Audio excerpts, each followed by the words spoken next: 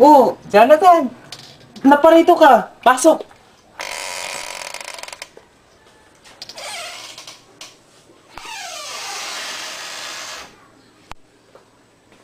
Upo ka!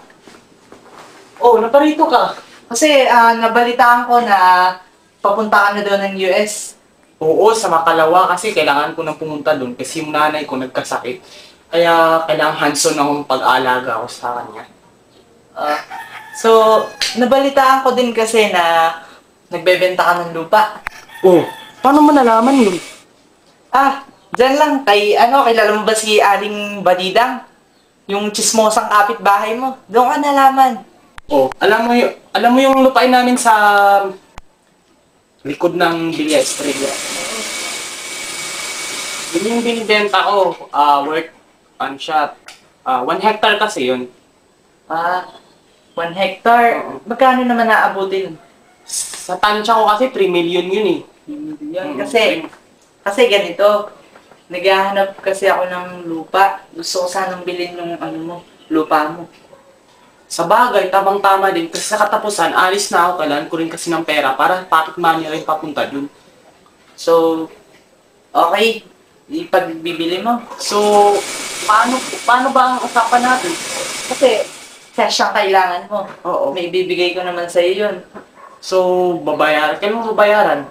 Sa, as soon as possible, kung gusto mo, mamaya, or kung kailan ka available. O sige, bukas. Ipapakita ko sa'yo yung mga titulo, yung mga dokumento, tsaka papakita ko na rin sa'yo yung lupa. Mga alas 3 ng hapon tayo magkita bukas. O, sige. Sige. Salamat.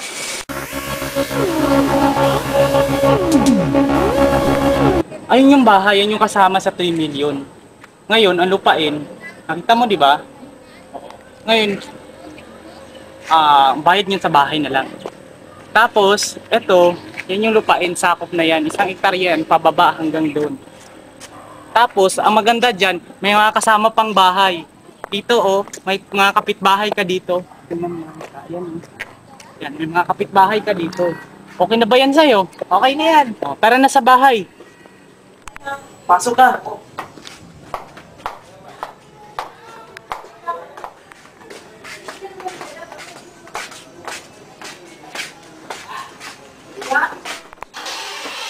Oh, nakita mo na yung lupain, di ba? Papakita ko sa yung mga titulo. Napasok ang titulo. Oh, maupo ka!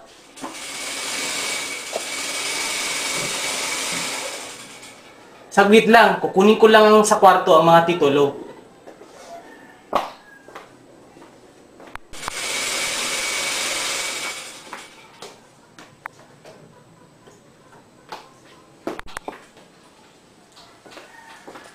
Oh, ito na yung mga dokumento, pwede mo nang tingnan.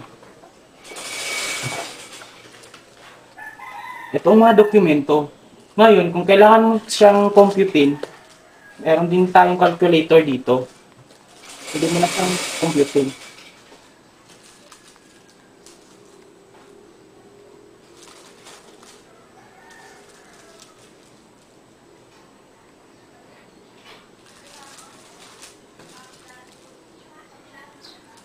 Okay na to.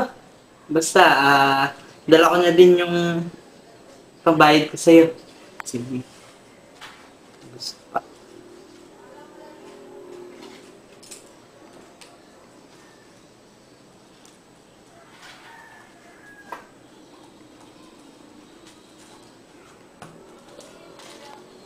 Ito na yung bayad.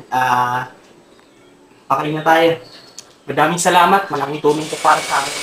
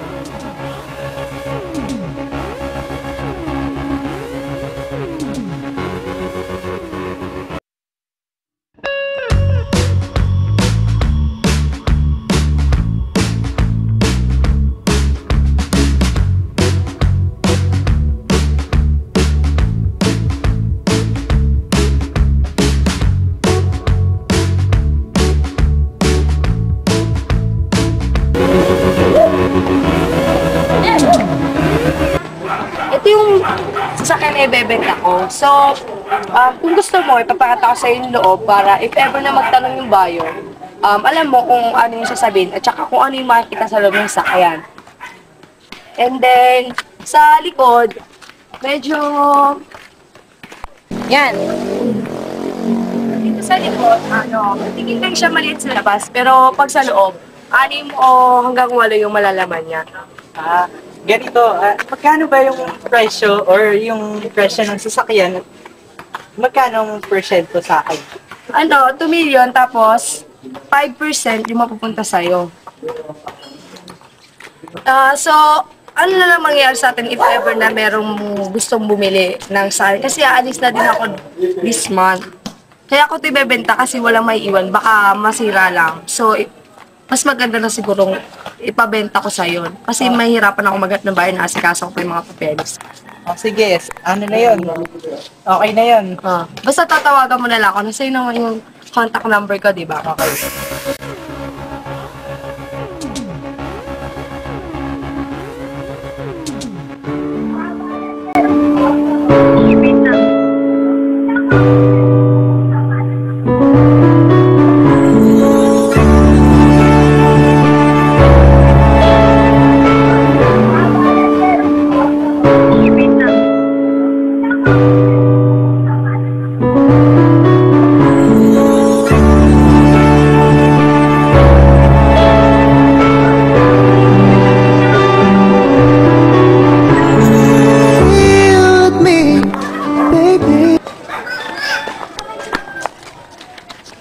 Oy, Angie!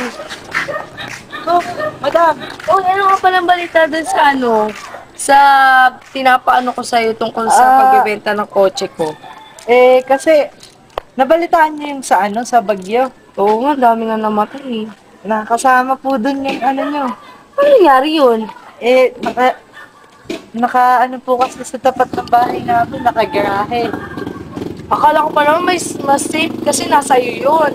Kung sa akin yung binaharan yung bahay ko eh. Akala ko mas safe kasi pinadala ko sa yung sasakyan ko para hindi na madisgrasya. Hindi ko rin naman po gusto yun. Paano yan ngayon? Siguro naman nagka-damage na yung sasakyan ko kaya wala nang tatanggap na ng 2 million. Sige. Kayo na po ang bahala kung gusto niyo akong bigyan ng komisyon. Di magkano na ipaprice sa sasakyan? 1,500,000. Hindi, mataas pa din yun. Nasira yung yung ibang gamit. Kailangan ko pa naman ng pera. Alam mo naman nag-aayos ako ng papeles dahil aalis ako, di ba? Ba't naman kasi di mo iningatan? Wala pong may gusto nun. Nga naman. Kabagay, tama. Marami din na-apekto ng bagay.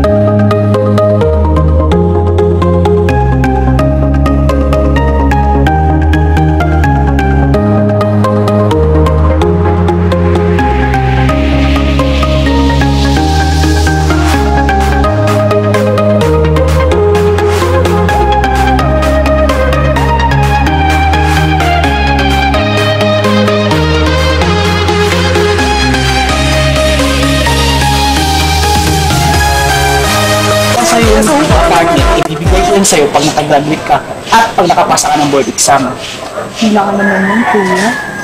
Sana ginawa mo pa ng third year pa. Mas malaki pa, no? Oo, di ba? Sayong-sayo na yan. Maganda. At saka, pag nakagraduate ka na, tapos na yung obligation ko sa'yo. Ang galing mo naman, napagawa mo yan.